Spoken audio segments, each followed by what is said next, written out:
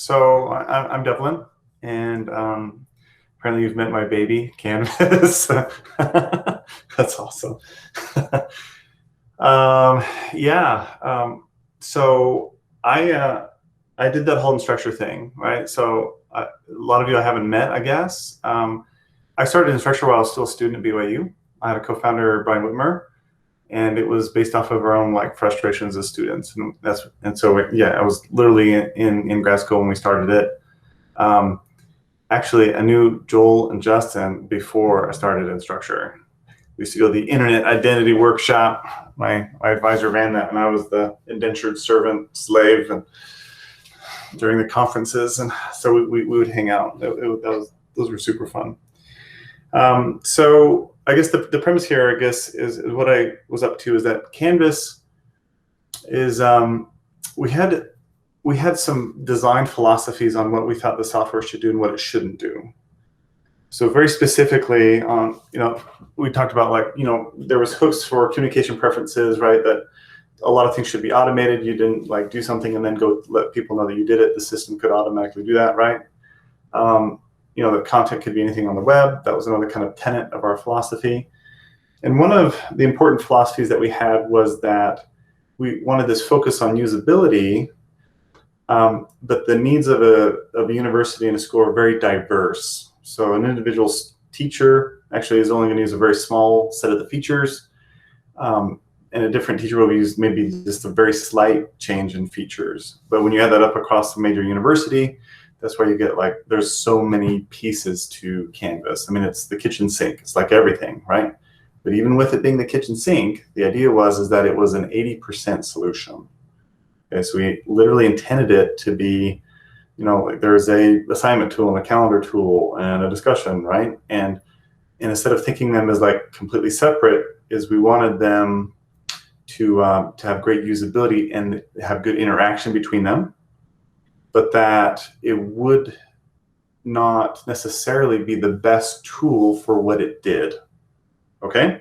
So I'll give you an example like the discussion tool, right? So we created a discussion that would work for 80% of all courses, and it would work with batteries included, and any teacher could approach it, and it was very usable and very simple to use. But if you really wanted to try something interesting and fresh, or auto assign or things like that with an assignment discussion tool, is that we wanted to have enough hooks in the platform that you could replace it with something else, right? And then you wouldn't use the built-in discussion tool. Okay, does that make sense? So it's all these pieces were supposed to be very broad but shallow, because it's very broad. As you guys know, that Canvas does all sorts of crap, right? And so we did think I describe this as that there is a thing called, I call it courseware. Okay, so Canvas it's Switzerland. It makes no assumptions about what it's actually teaching. A Canvas course works for a history class, works for a sociology class, because it's making no assumptions about it. But I think to get a deeper experience is that you have to have technology that actually understands the content that is actually trying to be taught. Okay, so math and science specifically are one of these areas where it really needs to go quite deep with the technology instead of very thin and broad. It needs to go very deep, and so we figured that other people would plug into that. And specifically, it was around the publishers. Pearson is the big publisher here that creates courseware, which is this technology that understands a little bit of the subject, like math, and it's combined with a little bit of content, right? Now, it could be a little bit of content for assessment, or it could be a lot of content, meaning the entire course, but still technology that understands its subject as courseware. That's how I like to define it, okay? But of course, at Instructure, I had to integrate with all of the publisher systems, and found out that you guys are complaining about Canvas. Stop your belly aching, because you need to see what other companies are doing for their technology and be happy about it, dang it, because it's pretty bad, okay? And it's very bad. Actually, this is really funny. Pearson was actually essentially the first partner of Instructure. Okay, and that was after we won UEN, the entire state of Utah. Then Pearson came, and actually the guy, I work with him right now, his name was Charles. He's like, we need to be partners, right? We should integrate. And, and of course, like Pearson, it took 10 meetings to get anything. And I finally get on a call with someone that was technical, and they're like, okay, and I was trying to describe LTI. Okay, LTI was brand new at the time. Of course, it's like just a straight rip off of OAuth 1, right? Which Justin and Joel, that was old hat to us by then. But so I'm trying to describe it to this engineer, and finally he's like, oh, I got it. Okay, we're good. We can do this. I'm like, fantastic. Okay, that's how we're going to do it. And then he said, oh, well, then we need to do it for 15 other systems, because my math lab was different than my stat lab, which was different than my labs in mastering, which was different than my labs in mastering for engineering. All right, it was like, because every single product was 15 different companies that they gobbled up at some point. And I told them, like, yeah, write a piece of middleware, because I'm not doing that. Right? So it was hilarious, because Charles was there, and he's like, we're like a VP of Pearson. He's like, this 20-something-year-old said, like, yeah, I ain't gonna do that. And Pearson just, like I said, they were like, what the crap are they doing? Hilarious story, but it did change it. I didn't know it at the time, but it put everyone on a path where LTI is actually a thing now, right? And so so it's hilarious that I remember that, and then Charles still brings it up because he thinks it's the most hilarious thing ever.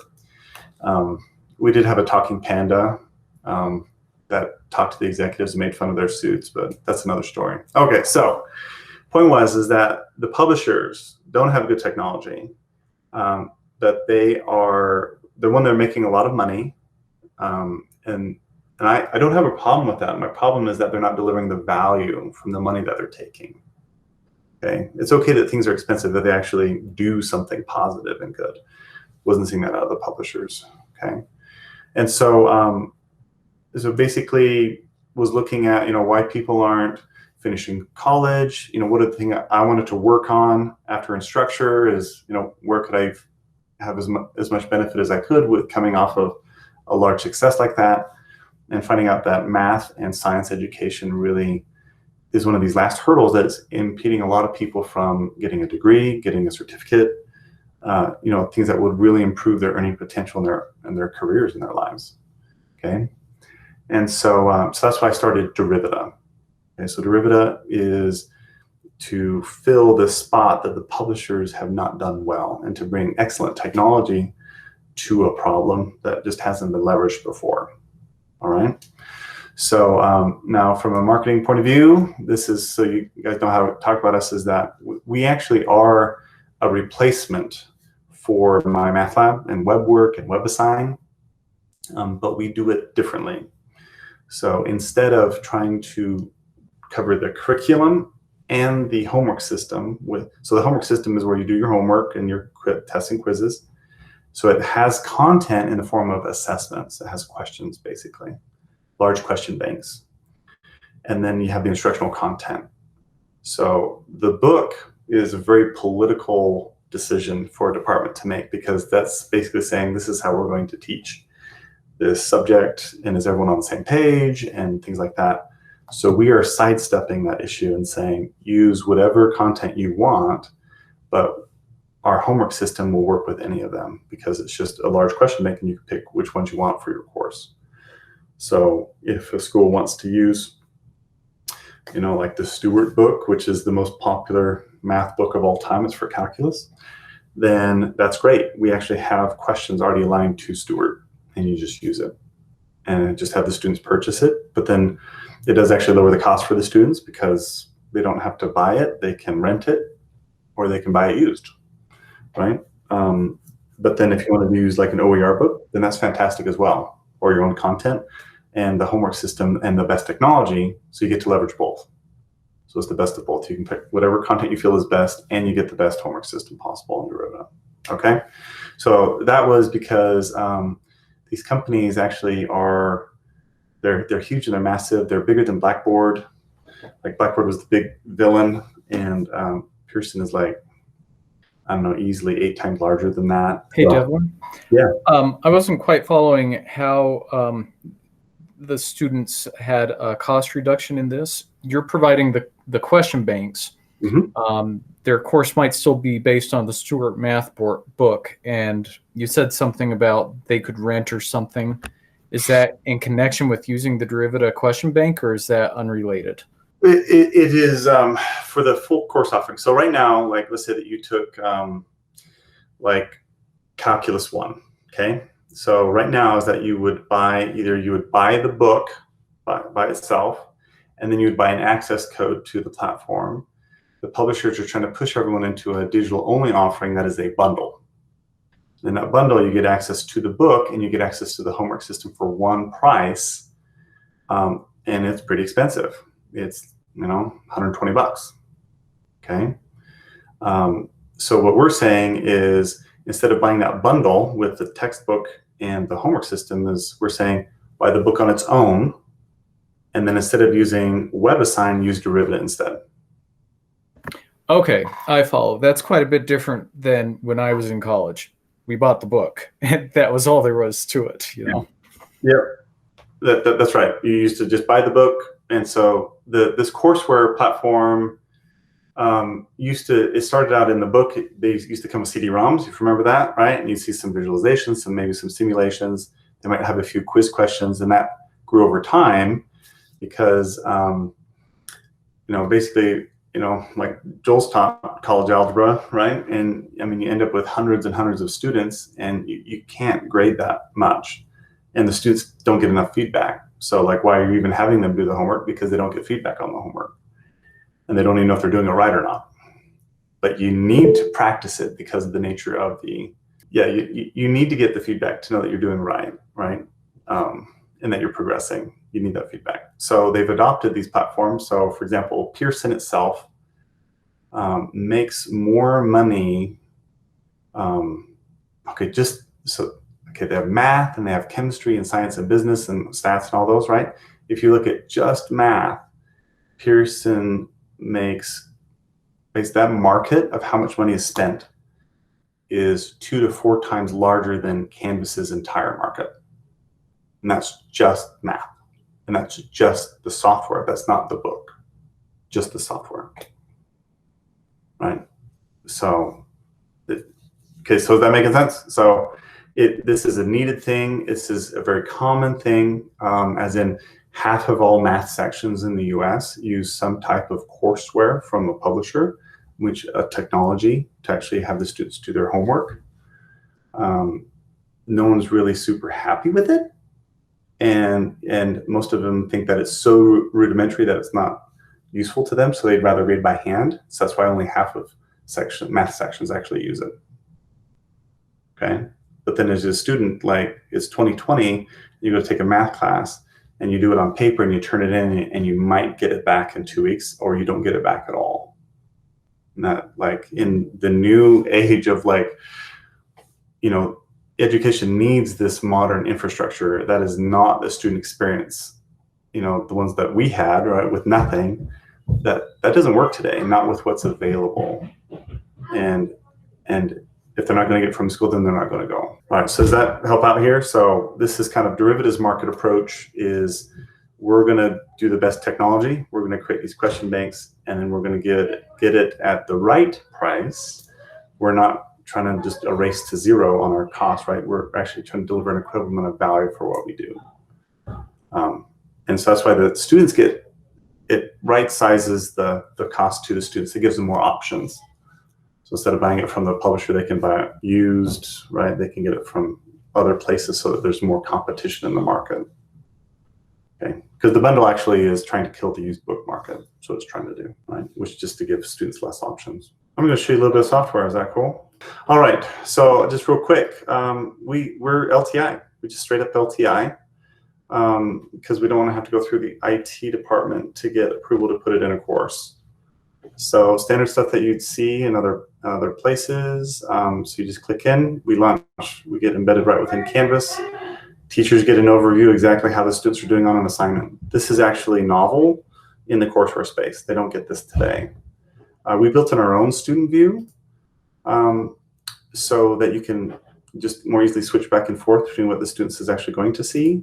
Let me show you this one here. Okay, so I'm going to show you kind of stuff that we built in. Okay, okay, this is something that I learned from Justin and Joel before I even started Instructure. Was I'm like, you just need a blog wiki, a quiz engine, and a gradebook, and that's it, and you can beat Blackboard. And they said, wait, like pedagogy is a thing, and you have to support it or not, or have an opinion. And so, okay, so I learned from that, okay, and Derivita has an opinion, okay, and this opinion is mastery-based learning, okay.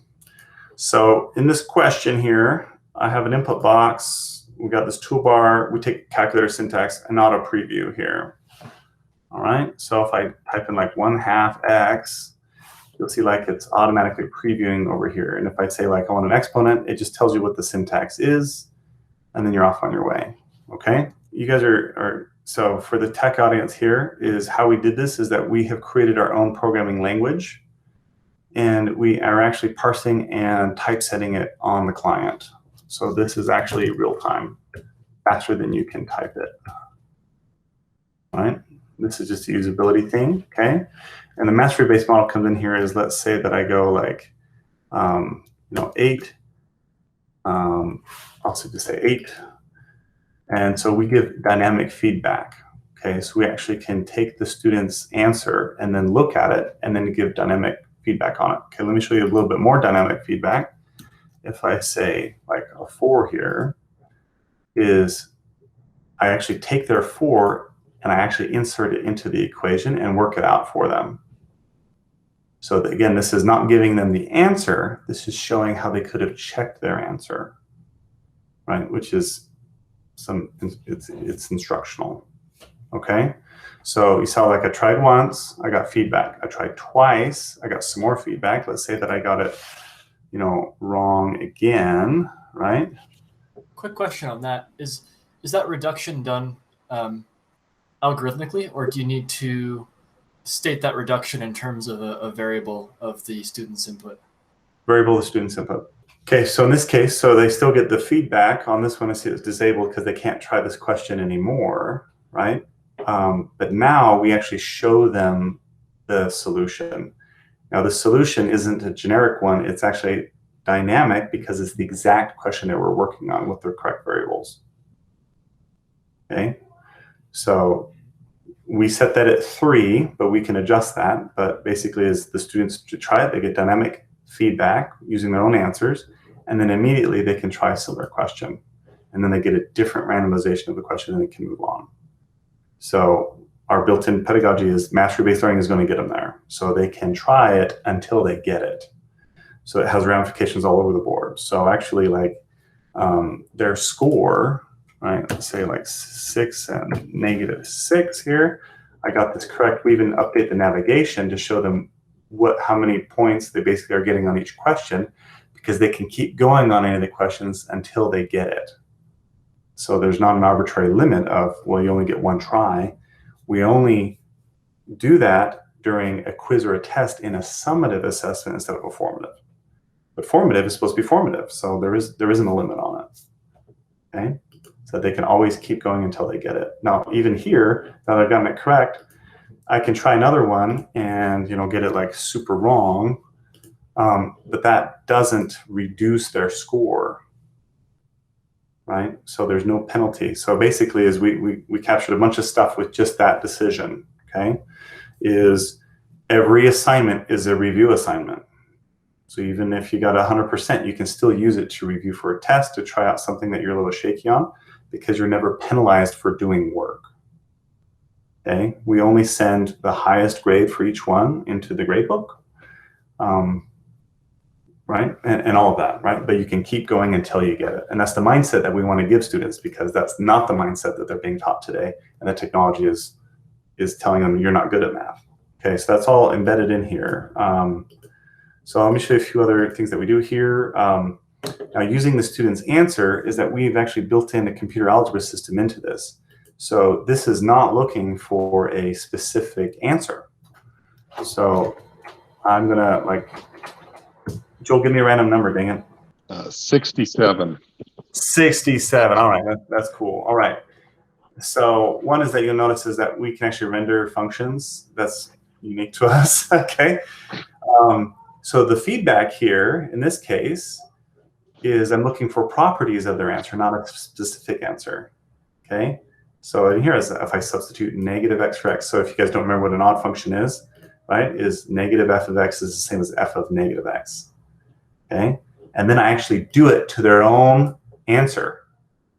So negative f of x and f of negative x. And then I use a substitution strategy for them to go through and see how they, this is the property that I'm trying to teach with them. Would you always show the substitution strategy for this particular case, or does it have other ways to verify that these are not equal? We have many other ways to detect if they're equal or not, right? In this case is that we do make it, for complexity reasons, to make it not insano complexity, is that each question basically is a piece of code. So it basically uses a single strategy in it. So like, in this case, this question is using a substitution strategy. If I want to use a different strategy, I would just fork this question and make a different one with a different strategy with it. And you can have as many questions as you want and sample and whatever you'd like out of that, right? So now these solutions, like the work things and these strategies, it is not just trying to guess at a good strategy. It was actually designed as part of this question. Like, what was the person trying to assess? And then it has a very specific feedback that is coded into it. So the system is not guessing here, because any system that guesses, even like Wolfram, you can say like, hey, solve this, and it gives you a correct answer, but like the steps will not be like what your teacher has been teaching you. They might actually use some principles of math that you haven't even learned yet, right? And they'll like, oh yeah, let's use group theory to solve this. And it solves it correctly, but then they're like, you can't follow the answers. And so we didn't separate the two, is that when we design an assessment, that includes what the dynamic feedback should be with it. So I guess what I'm trying to show here is I'm getting a little confused about this particular example because I thought x squared was an even function. That's right. Sorry, I'm getting hung up on the math here. But I'm asking for an odd function, and I gave it an even function. Right, but then with your substitution, it looks like it's true. But No, it's actually 58 is not negative 58. Oh, okay. Sorry. Wow. So I showed my ignorance there. So no, you're good, right? So like cosine of x, right, is not, cosine of x is even, so it's not odd. This is why. But you see, I changed the values that I substituted in, so I get nice, unit circle numbers instead of just 8.77, all that kind of garbage, right? But I can say, oh well, the sine of x, then that is odd, right? And so I can actually just keep going here. It's like, well, yeah, is that odd or even, right? As I go along here. Does that make sense? So yeah. So it's like I'm guessing that the actual explanations, that's something you author when you're writing questions. Is that right? Right. Yeah. Okay. That's exactly right. So we have built tools that help with certain types of feedback, but there always has to be a subject matter expert or an assessment expert that's looking and saying, this is a good feedback to give students. We don't try to have the system give it automatically, because it is going to be wrong. All the assessments are designed. So we can do crazy stuff like harmonic, series, Taylor series, polynomials. This is not actually a question. This is just show that we can put interactive crap really easily into our questions. Like this guy, I can graph here, graph there, right? Is that Desmos? It is not Desmos. Okay, so it's in-house. We put a bunch of stuff on top of JSX graph, among other things. We got other stuff that we do too, right? Here's an example of, is this a true statement? This is a conceptual question, but instead of just a multiple choice, I can actually say yes or no. Here, give me a reason yes, but in the no, you actually have to give a valid reason. So if I say, okay, so for kids falling at home, this is not a true statement, right?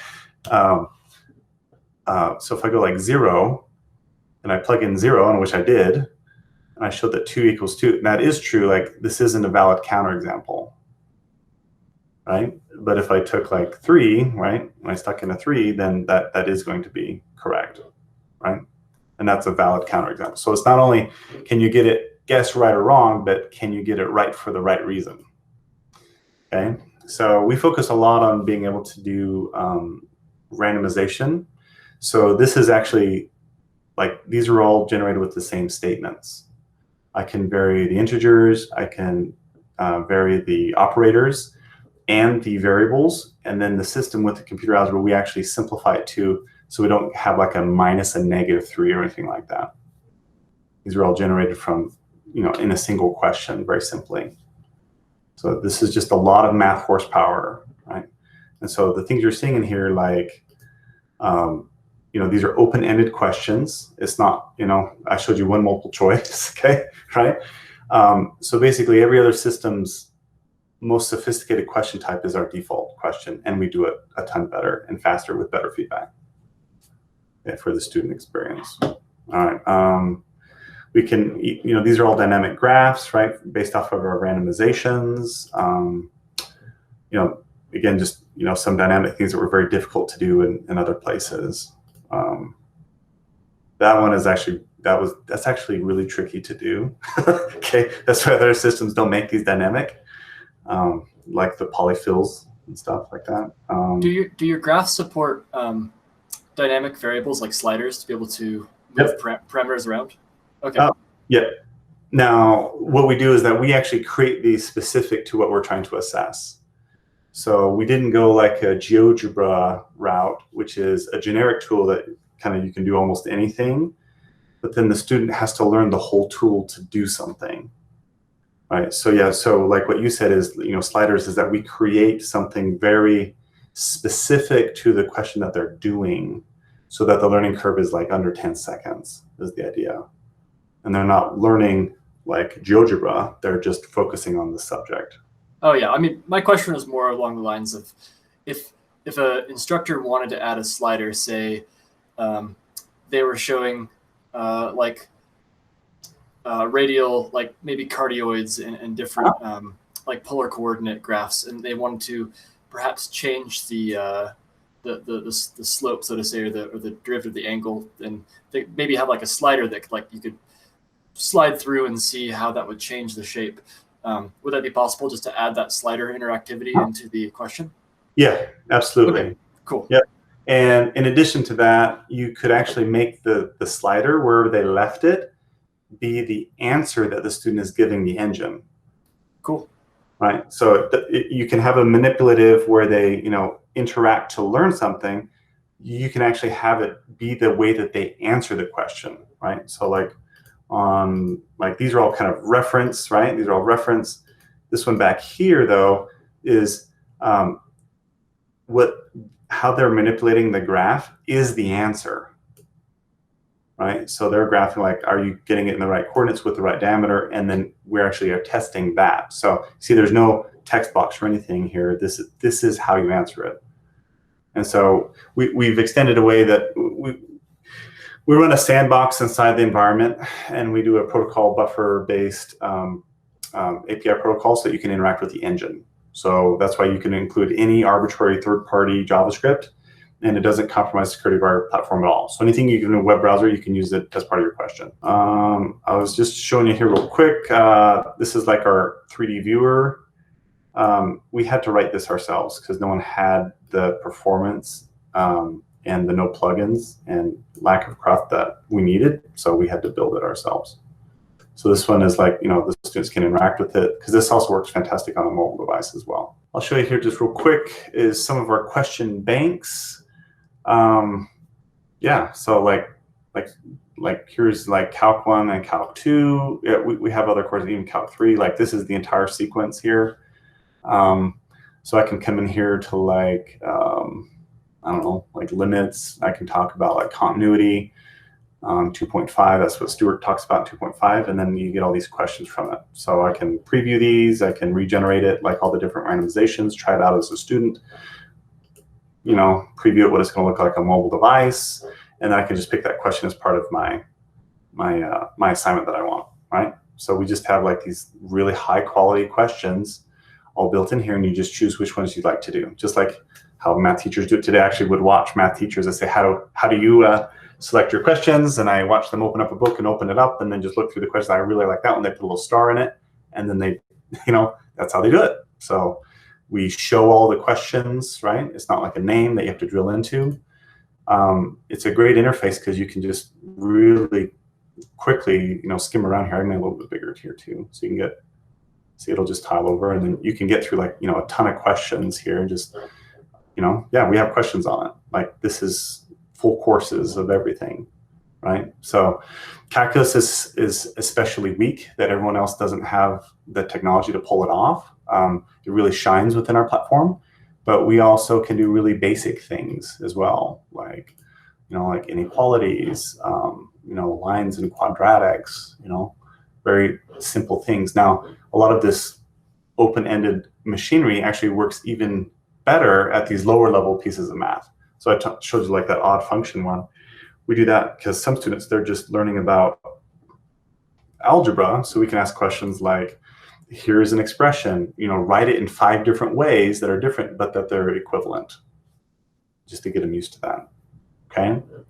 So yeah, so this is just showing like here I can mix and match like multiple choice. Here's like the vertex. So here's my toolbar for that. My x-intercepts, and then I can actually, do a multi-part question when I want them to graph a quadratic. Just super simple, like no learning curve, and running. So yeah, so we're in this mix of like technology, like some hardcore technology and content, with this, super awesome integration with everything, right? With all your LMS platforms, and everything's dynamic, and with mastery-based learning built into it. Quick question before you move away. What is your mobile strategy? Do you have an app, or do you just LTI launch, or what do you do? Right now, we're doing LTI launch because we found that was the best way to do Canvas mobile. So getting Canvas mobile to launch our native app, it was getting kind of tricky. And the main app actually is LTI based, and so progressive web app. So we're embedded in there. It just auto resizes for web, and we're just a part of Canvas native mobile app. Okay. Yeah. So you don't actually access our system independently. You go to your LMS to get to us. Yeah. Actually, voting theory is actually covered by a bunch of schools in like their quantitative reasoning course, which is cool, right? We can generate, like, we have widgets for tables and graphs and, probability tables, right? Even simplex method, we have matrices. Yeah, it's a hardcore math tool, right? Here's some crazy crap, okay? All right. So here's like an example of a slider. And actually moving this is how the student answers the question, right? That's the example of that. So see, they have a slider, and that's like, they can get 225, but be positive instead of negative. You know what I mean? We can, of course, include any type of media. This one is actually slightly different because this is arc instead of, instead of actual angle. Okay, this is an interesting one. Okay. So we actually can adjust, this can take an arbitrary function. This is called mathing, right? And actually, so translate. So you can squish it horizontally, vertically, and then translate. Right. So we do that in trig. That's where you learn that actually any function that'll work with it. The other ones are like more interactive, like here I want to like create a line of symmetry, right? And then I can like add additional ones and whatnot, right? So just like interactions. Go ahead. So are all these examples like tailor-made, or can an instructor go in to the editor and make a custom graph, interactive graph themselves? So anyone can make a question, and the question, like, we don't use any special, like, we don't keep any of our features back from anyone. So a teacher can do anything that we're doing. The caveat here is that right now is that these are mostly built in JavaScript. And so most faculty aren't going to have that experience to go in and make these. Okay, so there's no UI to build a custom graph at the moment. No, we're language based on that one completely. Another question I had is, your computer algebra system, does it support complex numbers at all? Yes. And does that extend to anything holomorphic like sine, cosine? Yes, and most of that is fairly seamless, but sometimes you have to use like the complex version of a function to get it to go there. But for the most part, it does handle it natively, right? And so we're just being super smart. We don't want the students to actually do the work. We want them to do it on paper and then take their answer and give it to us, so we don't slow them down. But we can be super smart about looking at common errors of what they did with it. Now, so let me show you two things. I'll come back to the common errors. So I'll show you just real quick. This is our authoring environment. So we built an IDE here. And so this is the prompt here. It's a live programming environment. So this has little dots around it because that is a variable. That's A. So this is our language that we've built down here. Its code name is Omaha. So I think it might be stuck now at Omaha. Okay. Basically, any variable defined here shows up here on the left, and then you can type it in here. So I'll go like, Joel, you look like a pi times r squared, and you'll see Joel automatically shows up. I put my cursor where I want it to go, right? For reference, I can't type. I'll just say, I drop it in, and then we guarantee that that's accessible math. Okay, put in 3 different formats. We just drop it in, right? So as we go here, I can change if that's display style, anything with that. Now, if I change this, and it automatically updates it, right? So as I'm changing these variables, it's rerunning the question. Okay, that makes sense. Okay, so this is like using this is Monaco actually down here, same thing that powers Visual Studio Code, right? So I can ask it. We get autocomplete. We built up our own language packs for it. You can get your built-in documentation. What does it do?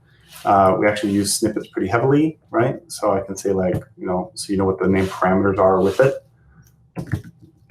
right? And now we run it. Now I actually picked this, so it is a random number between 3 and 9, but then Joel is a 7. So actually, just with this code right here, I'm saying A is 1, and I put that in there. B is a type of input. That's where we want the student to do something. We can do, expressions, intervals, matrices, odds, graphs. We add to these all the time. So whatever they put in here is then going to be bound to that. And then we use this kind of syntax like unit test framework, right? So this uses the computer algebra system. And then I can test this as I go here, right? So it's a live programming environment, right? But like 2/2, that is also 1 because I'm looking for algebraic equivalence. If I wanted to look for numerical equivalence, I would say we have another function called, instead of equivalent, it's equal. Or if I want it to be numerical comparison only, it's near. Okay, so I have a bunch of these other ways I can, basically every platform that you've ever used uses a numerical substitution, which is all encapsulated in this method called isNear.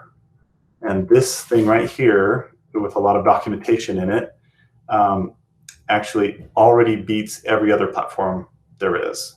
Because we know which ones are the free variables. You can say what the ranges are. You can exclude certain variables in the numerical test. You have complete control over how you numerically test 2 expressions. And that is the limit of every other platform. And then we've got a bunch more. Okay, so we can do equivalence. We can look at the syntax of it. Does it have the right number of operators, right? Anything like that. That makes sense? Okay. So, right. So let's do something a little bit more fun. I'll just do this real quick. You guys will follow this one real quick. A common technique you do is that you will actually create you randomize the answer to get. Okay, so one is that you see factored. I didn't actually add these or anything. I can ask the system to go ahead and do this. This is one of the reasons we had to build our own language, is because it leaves it unsimplified. Like when you call a method, it doesn't actually do it. It's like an ML language. Okay. So now as I defined A here, like between 3 and 9, right, then it automatically substitute in that 7 everywhere that there's an A after it. Right. So if I do the same thing here for B, so now I've actually manufactured a random answer based off of integers, have the system actually FOIL it out for me. So then if I say factor this, I can guarantee that it's going to work out to nice integers, right? The students aren't going to get like weird square root of 3s or something unless I want them to, and then I just manufacture it a different way, right? So I'll say I want the student answer to be an input expression, and then I want to, I'll assert that this is equivalent. I'm expecting factored, I'm given the student answer, and the feedback is, no soup for you. Okay. So I'll put the student answer in here, right? Right. So if I come in here, I'll say 2x. That is not right. No soup for you. Okay, makes sense? And yeah, so it's actually super fun to write in. Even if I took A and I started like multiplying it by like 22 or whatever, each time I type, it actually updates the question. Right? And I know exactly how the system's interpreting it. So we build a lot of really high quality questions really fast because we built like a lot of tools to get around it. Okay. So some other stuff, we do custom grammar. So this is an expression. I could actually make this like a matrix, right? And if I do that, and this now is a matrix. So I can do like, x squared, 3/4, pi over 2, right? And it's an automatic matrix. Then I can now, we have a bunch of functions just around matrix, like, can I multiply them? Or do I want an identity matrix, right? And I can just ask for an identity matrix of dimension 3. If I want that to be 11, like we just generate them and come in here, right? Just super simple. Following along with this guy up here, I could do something fun like this. D is now the derivative of that polynomial with respect to x, which is this guy, right? And we don't do it because it's a delayed evaluation. I can actually ask the system to then compute that now. And this is now this is how we build dynamic solutions. As soon as you just take it and you operate on it, put it into the prompts, it auto substitutes, right? Randomizes, and we're on our way. And of course, this is the language, so you can do if-else statements, you can, run conditionals, you can run tests on it. So it kind of the sky's the limit here. So we're actually still, we are still actually even teasing out the things that are possible with what we've already done. So it is a progressive parser, as in it's always parsing continuously. Like as soon as I type, it goes. So that's why, like, if I want to do like a custom script and I wanted to make like a Nito graph, I name it Nito. And then this is a JavaScript environment now for this interactive. So we just throw one in here, but you can put anything you want in it. So we inject a little object that actually implements our protocol to serialize and deserialize across the sandbox. You go in here, and then we guarantee that we call this method.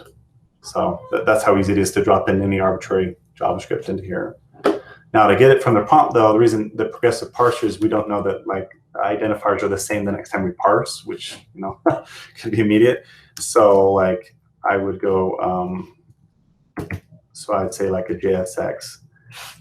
An input is where I want the student to answer it, or the graph is just to display it. So I named that Nito, and that was all I meant to do. Okay, so then that's my graph. Again, it's the same thing. It shows up on the left. I put my cursor where I want it to go, and I drop it in. And then I have this, and whatever this widget is sending back to the engine is now bound to this variable, and then I can run tests on it. So if we want to send things over and graph them or anything like that, right, as we go here. So that's, does that make sense? Yeah, if you display G in the prompt and you move the point, does it dynamically update the prompt? So in this case, the widget is it's sending back a message to the engine to what to bind to G. So I'm actually displaying G here, which is the interactive. Now, if I did something with G, like I'd say like H is, in this case, it's coming back with a point. So, I can put that in a list, or I'll just hackify it real quick, right? And like G. So then as I come here, then I put in H, and I messed up. I got a type conversion I need to do here. Okay, but I have to go see, because I have to see what I'm sending back here, right? Yeah, so I guess it's a list. So actually, maybe I'll just do this, and we have a bunch of like list comprehensions, like you would do, right? I did want to ask real quick, if it's possible to ask quickly. Teachers pick these questions, right? Do you have any kind of evaluation for how students do across topics? Like, are questions tagged somehow with topics, or? So they live in a hierarchy, and so we have tags and the hierarchy of how they're laid out in a course and in a textbook. And so the data that we're surfacing right now to the teacher is mostly on the assignment level, but we have all that data to do fun stuff with it. Okay. What I was showing here real quick is one of the ways that we do that. So this is what we call validations. This is our unit test runner for the question. So I'm saying, given this specific random seed, I'm expecting the score to be 1 with all these student inputs. And then we actually run the engine. So this is actually the test runner, right? So if I mess something up, like, like this, it's constantly running, all the tests over and over again, right? So it's just my test runner. We do this because it is code. And so our questions are content, and questions are code, right? And so this is how we know that we never break anything, because we actually just run our questions over again with the full test suite, right? And what I'm showing here is this is a method that we needed to do pattern matching, which means like for example here, like the generalized vertex form of a quadratic is do we know if the student actually got it in the right format? Like if we say, is something in vertex form, substituting numbers will never give you that, right? So we own the language, and so we actually built our own regular expression engine that is math aware to do this. So for example, like in this one, I said just a negative x minus 3 with there's no a, there's an implicit 1, and k is left off. To a human is like, well, it's because it's 0. And our engine actually successfully we can pull those out, that we know that is a 1 and a 0 because it's math aware, right? Or like in this case, it's x minus h. Well, if I do x plus 1, then h must be -1, right? Or even just a straight x squared. Well, that means that h is 0. Does that make sense? And this is actually all pulling out of this guy right here. And we wrote this syntax too. So it's plus or minus a. And that's how we capture. Z is an integer. That's the character class. But we use a math class, right? Or that's V pretty here. cool. Yeah, so V is captured, and X is our shorthand. The character class is of a free variable. So when you say the regex is math aware, how would it deal with situations where, like you said, plus K plus C? I mean, it's a kind of a contrived example, but you could have examples where there's more information than what you can extract from the input, right? That's right. So just like a regular expression is like, do you want it to capture just the thing immediately after, or do you want it to capture more than it? Okay. So I'm saying, like, do I want a constant, or would I accept a sub-expression? And a sub-expression with a certain number of attributes. Okay, cool. Yeah. So you have to unify all the syntax, and then it was actually very similar to how regular expressions have to work over strings as well. It's just like, yeah, there's a bunch of math hard crap on top of it. And is that order dependent? Like if the K plus was in front, like if I did 3 plus x squared, would it pick up the K there as well? The answer to your question was the pattern is just like a regular expression, is that you can change options if you want it to be able to reverse it or not. Okay. Okay. So you have to design it with that in mind. If you feel like you're like, I want to handle like flip it around. Just like a regular expression is like, I want it in this order, or I don't care about order. Yeah. So I guess a parting thought here is that I hope it came across that like this is a freaking hardcore math and science engine. And it has an incredible amount of flexibility and potential, but it does need to be wielded expertly, right? So we have a platform of like the authoring engine and all that it can do, and then we build courseware products on top of that platform. So like we sell straight up like Calc 1 for a teacher at a school. But we also are licensing our technology to partners. So if someone like is looking for that, then they can build on top of it.